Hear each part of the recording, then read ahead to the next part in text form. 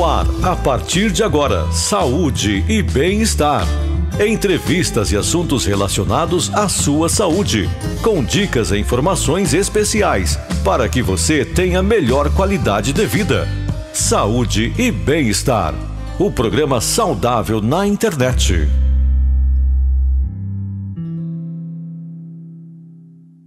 Olá, estamos chegando com o nosso Saúde e Bem-Estar, esse encontro marcado que temos todas as sextas-feiras para falar sempre de assuntos importantes, assuntos relevantes, para que você possa estar atualizado sempre com todos os fatos. Você nos acompanha pelo Facebook, marque seus amigos, compartilhe o nosso conteúdo, ajude a divulgar aqui a nossa programação. Se você está com a gente pelo nosso canal no YouTube, é importante você deixar o seu like, ativar aí o sininho de notificações, assim você recebe uma mensagem toda vez que nós começarmos o programa e acompanhe aqui com a gente o nosso Saúde e Bem-Estar. Mas eu vou te convidar a se inscrever no nosso canal. Se inscrevendo no nosso canal Rádio Grande FM, você tem acesso a uma playlist completa com todos os nossos programas que já foram ao ar ao longo desses 5 anos aqui de Saúde e Bem-Estar, e tem a oportunidade de rever esses programas e também compartilhar sempre com alguém que tenha interesse nos assuntos que nós trouxemos aqui, dos diversos temas ligados à saúde e também o bem-estar. No nosso programa de hoje, vamos trazer um assunto bastante importante, bastante relevante, sobretudo atual. Nós estamos passando exatamente por um período muito interessante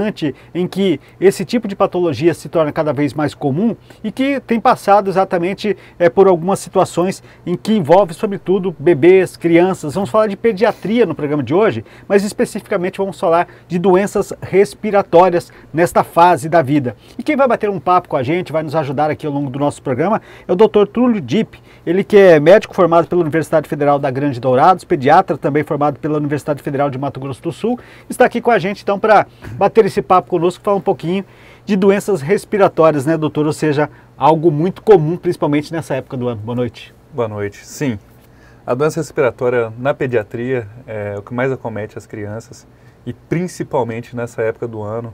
A gente vê esse frio chegando, as pessoas se aglomerando mais, né, ficando em ambientes mais fechados, e devido a isso a gente vê uma disseminação maior dessas doenças, tanto nos adultos e agora principalmente nas crianças que são mais suscetíveis. Quando a gente fala de criança, né, a gente vai daqui a pouco entrar de uma forma mais específica, mas mesmo sendo doenças virais, passa pela questão da própria imunidade também, ou seja, uma criança muito nova, ela entra nesse processo de formação, ela não está com o seu organismo todo pronto, e talvez por isso, nesta fase, talvez se torne mais graves quando elas são infectadas, né? Com certeza. A criança, principalmente até os 4 anos de idade, ela tem esse desenvolvimento do sistema imunológico dela, em que ela vai tendo contato com os alérgenos, com os vírus, com as bactérias, e o sistema imune dela vai identificando eles e criando uma memória que combate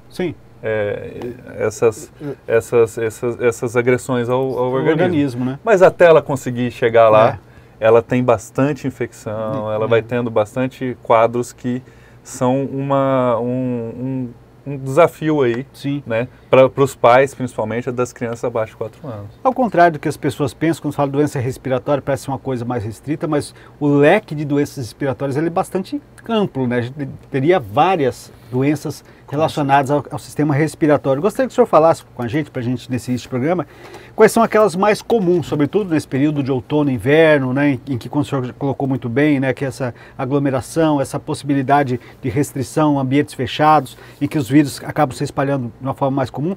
Quais são as doenças mais comuns respiratórias que a gente tem nessa época? Sim.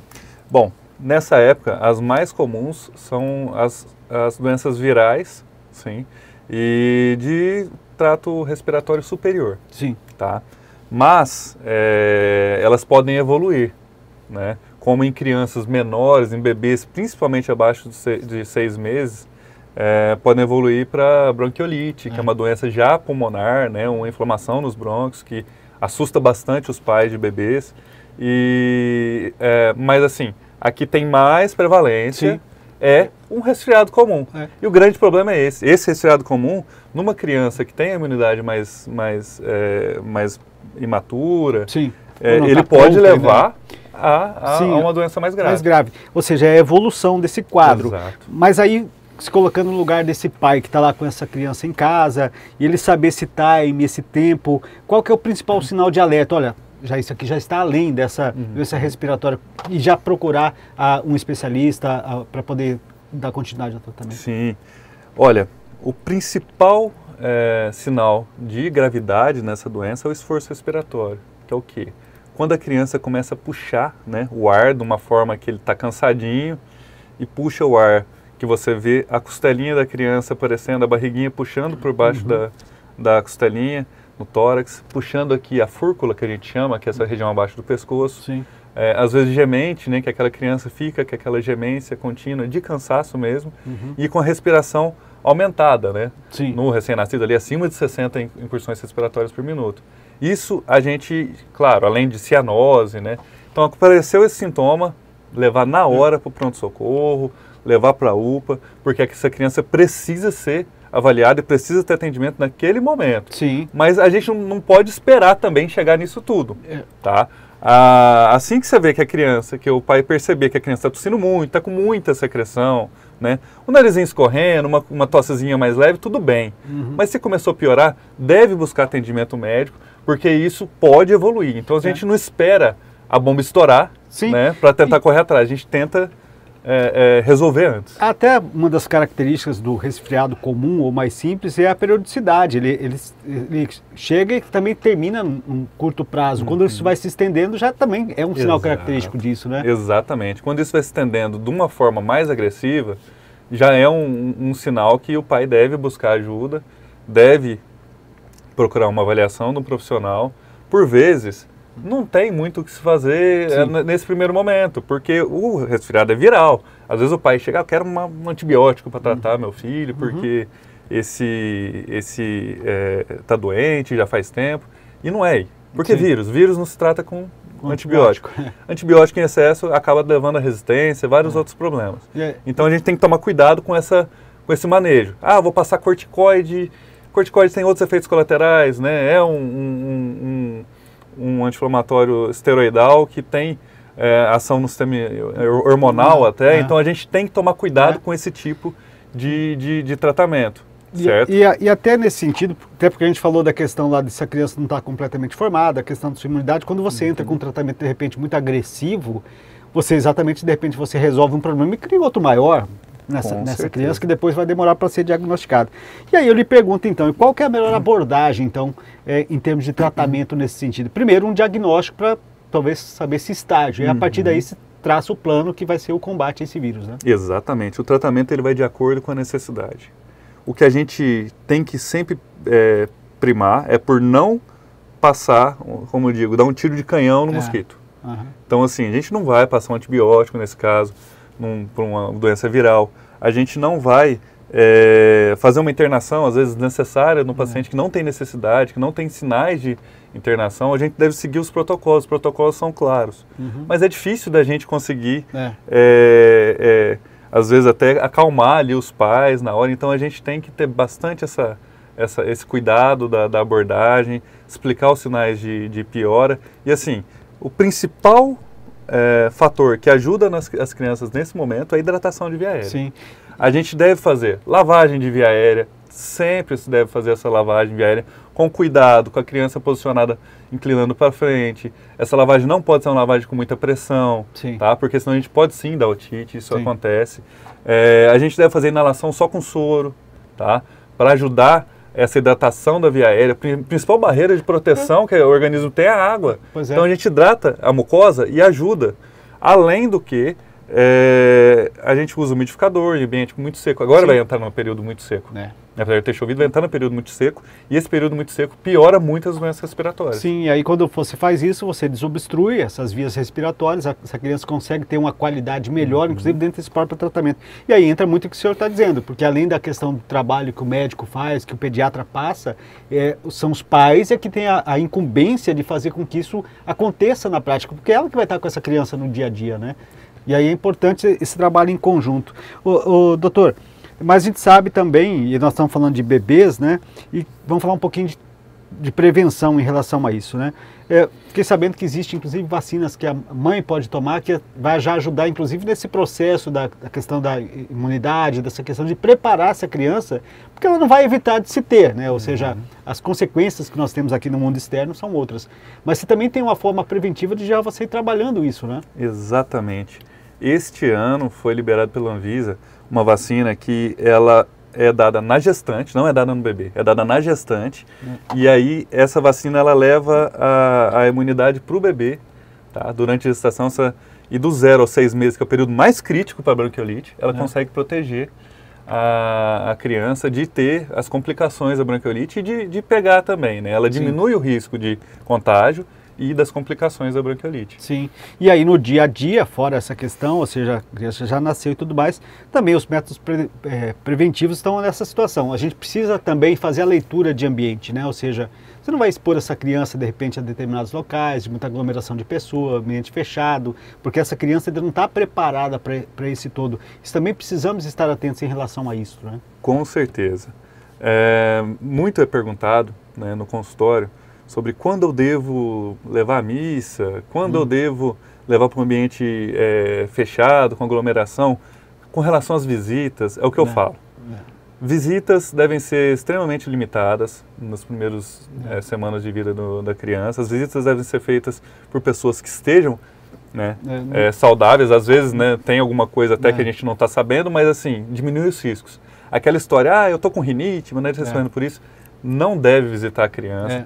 As visitas devem também se conscientizar sobre isso, porque depois quem vai ficar acordado com a criança, vai levar no hospital, levar no pronto-socorro, é a família. Então a família deve fazer isso, não deve ficar pegando a criança, não se deve pegar na mão da criança, ficar pegando no rosto da criança, beijar a criança, o neném, né?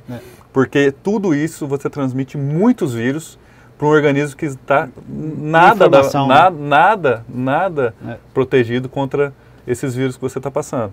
E aí pode evoluir para bronquiolite, sim, que assim, é uma doença muito grave, né?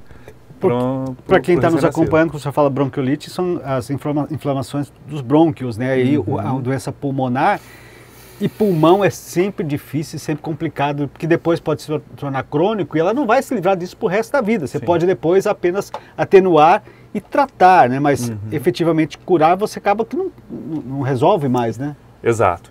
Assim, a bronquiolite, num geral, ela é inflamação dos brônquios, como você bem disse, e ela leva à produção de muita secreção ali naquele brônquio. É um quadro muito difícil da gente lidar, porque a evolução é lenta, não existe remédio naquele momento para atuar, né, na bronquiolite. A gente dá medidas de suporte, tanto é que a única coisa que tem um padrão de evidência A na bronquiolite é oxigênio, tá? Tem fisioterapia de um método específico que pode ajudar bastante também nessa situação. A gente atrela outras medicações, dá um suporte para a criança, mas isso que é o mais difícil. Não é igual uma pneumonia bacteriana que você vai dar um antibiótico e resolve. Não existe, e resolve assim. E tem o tratamento ali objetivo. Não existe tratamento objetivo. Então a gente dá o suporte, fica em cima da criança para ver que sinais de esforço respiratório, esses sinais se mantêm, né? E aí dessa forma a gente consegue fazer com que a criança melhore. Porém, em alguns casos, tá?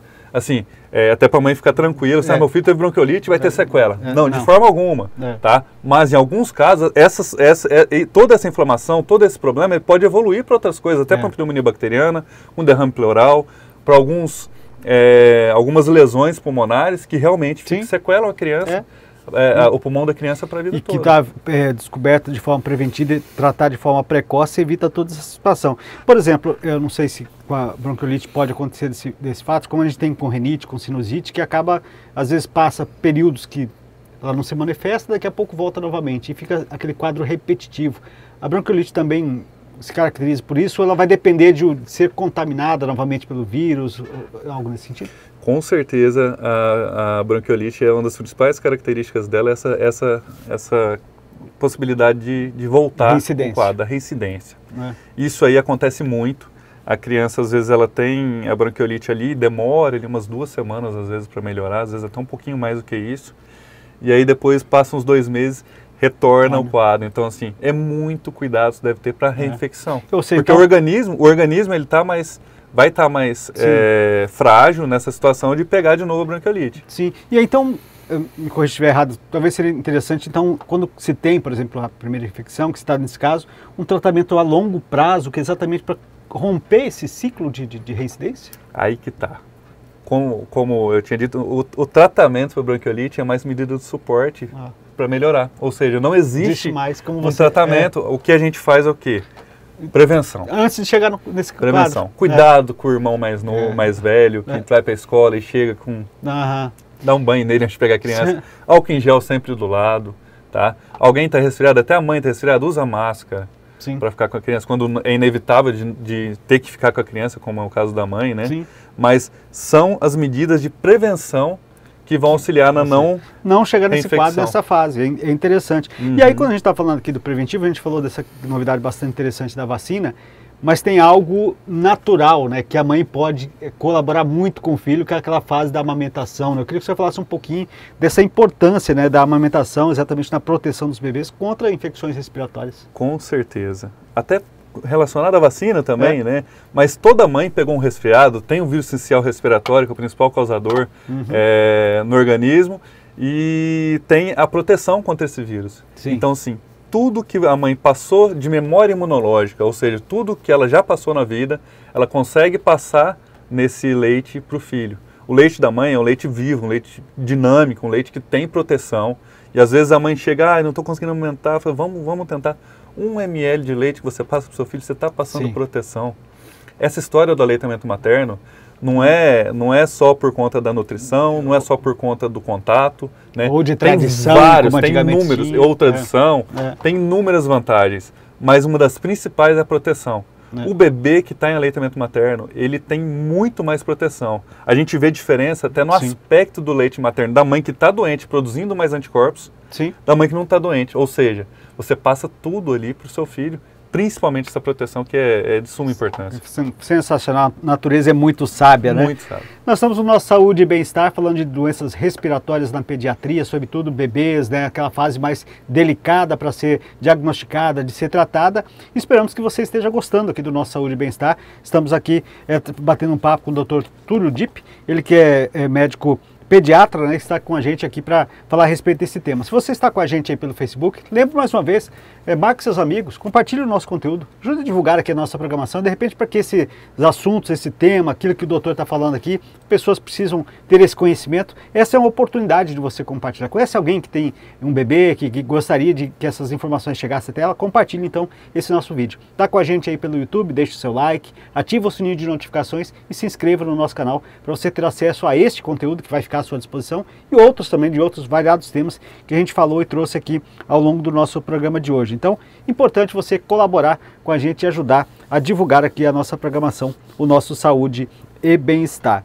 E vamos falar também, doutor, a gente está tratando desse tema de cuidados com as crianças, de cuidados sobretudo nessa fase tão jovem aí dos bebês.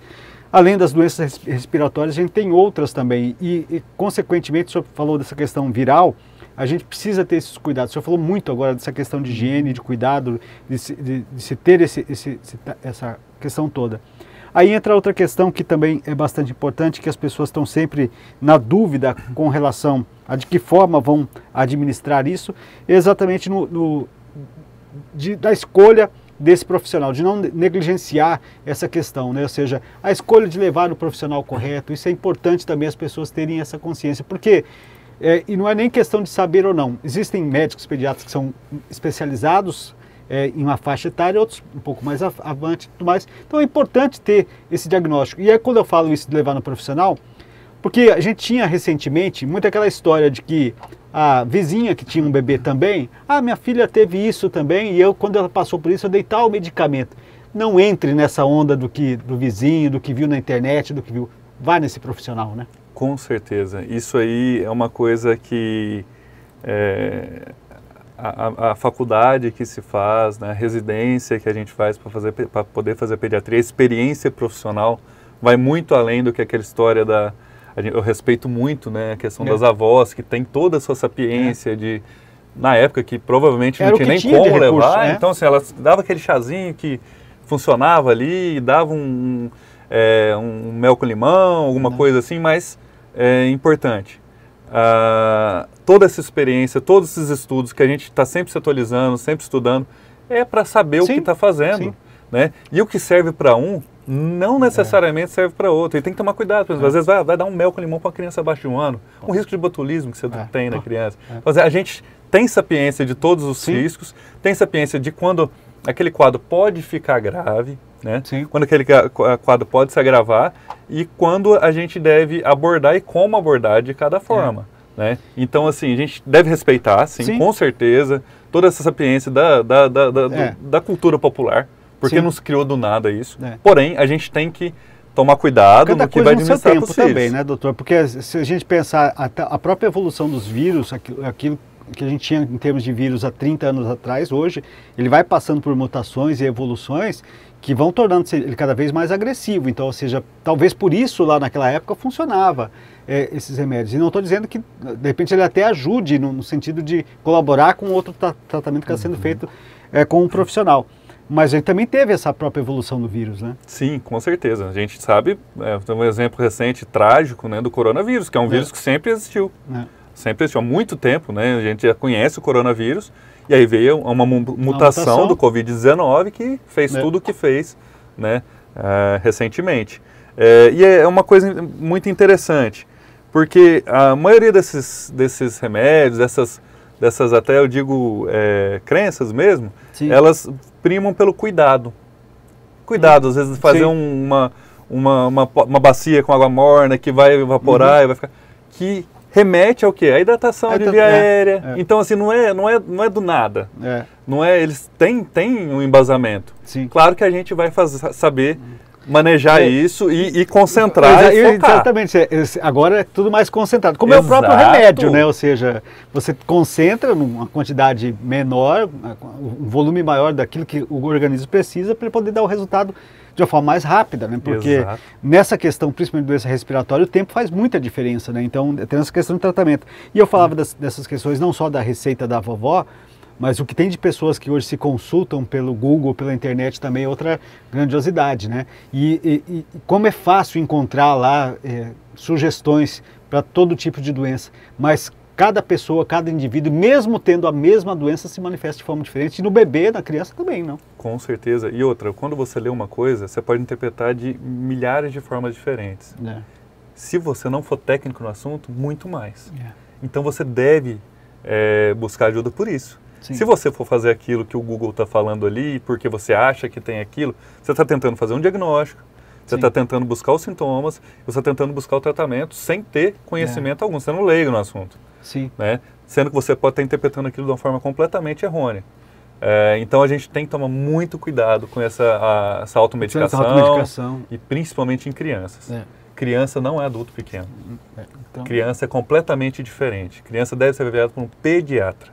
Tá? Nem o clínico mesmo, né, deve avaliar o seu filho, eu falo. Geralmente ele encaminha exatamente para esse profissional, né? Leva para o pediatra, que o pediatra é quem lida com isso. Se nem o clínico deve ver, quanto mais uma pessoa leiga vai no vulgo aqui, vou tratar meu filho. Não. Esse tempo já foi, né? O doutor, a gente estava falando aqui, e falando de bebês ainda, existem diferença de bebê para o outro, sobretudo os bebês prematuros, que ainda além de toda aquela situação que a gente colocou lá, que o bebê que nasce no tempo certo e tudo mais, já tem as suas fragilidades, esse prematuro ainda mais. E com esse prematuro os cuidados devem ser redobrados, né? Com certeza.